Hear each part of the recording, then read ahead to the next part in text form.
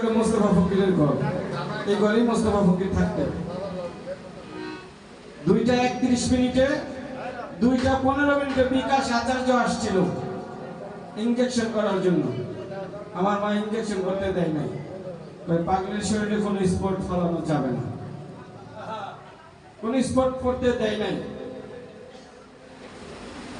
2:24 আমি গড়ি ধরা, আমি এবং আমার ওয়াইফ গড়ি ধরা, পাগলির মা মাকে টান দিয়া কানে কানে একটা কথা বলছি। 2:20 থেকে 24 এই টাইমের ভিতরে বলছে আমার নাম জোসনা, মোসাম্মদ জোসনা। পাগলির মায়ের নাম ছিল জোসনা। জোসনা বলার কারণ হইল উনি যদি পর্দা নেয় ওনার জানাজা করতে হবে, ওনার কোন ঠিকানা কোন কি এটা তো জানার একটা বিষয় আছে। টান দিয়া কানে কানে বলছে, কানে মুখ নিয়ে বলছে আমার নাম মোসাম্মদ জোসনা। এই একটা কথাই মনে হয় ওই পাগলি মায়ের মুখ থেকে বের হয়েছে। আর কেউ যদি বলে পাগলি মা আমার সাথে কথা বলছে, ওরা ডেকে নিয়ে আসবেন আমার সামনে। পাগলি মা কারোর সাথে কথা বলেনি, যা বলছে ইশারায় বলছে।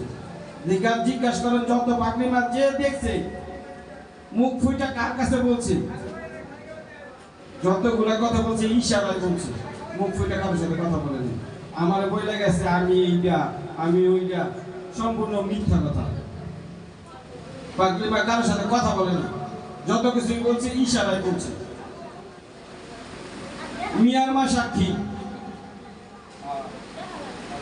আজকে উনি কিন্তু 1 বস্তা চাউল পাগলি মায়ের দরবারে প্রত্যেক বছর উনি 1 বস্তা করে চাউল এই পাগল ফকিরকে খাওয়ানোর জন্য দিয়ে যায়।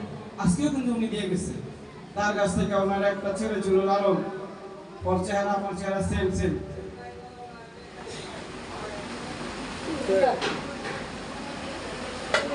পাগলি মাকে আর ওমর চাঁদকে কখনো আলাদা করা যাবে না।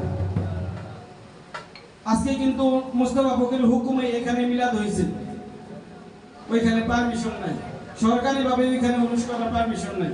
আমরা প্যান্ডেলও করছি, দেখেন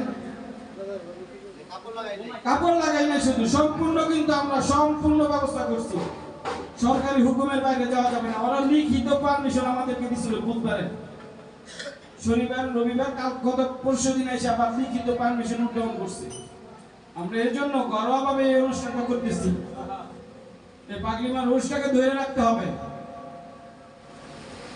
মোস্তফা ফকির আমগরে পরীক্ষা করতেছে, ট্রাই করতেছে। আমি যদি না থাকি এই অনুষ্ঠান কি চলবে কিনা না চলবে, এটা কিন্তু একটা পরীক্ষা। উনি তো অসুস্থ, আরো কয়েকদিন পরেও হইতে পারতো। যাক, ওমর চাঁদের দরবারে এত কষ্ট করে যে আপনারা বসে আছেন, তার জন্য ওমর চাঁদের দরবার, মা পাগলির দরবার থেকে আমরা আপনাদের কাছ থেকে আমরা কি বলবো, যার ভাষায় বলতে পারছি না। আমাদের বনমালা থেকে আমাদের রবিউল শিকদার ভাই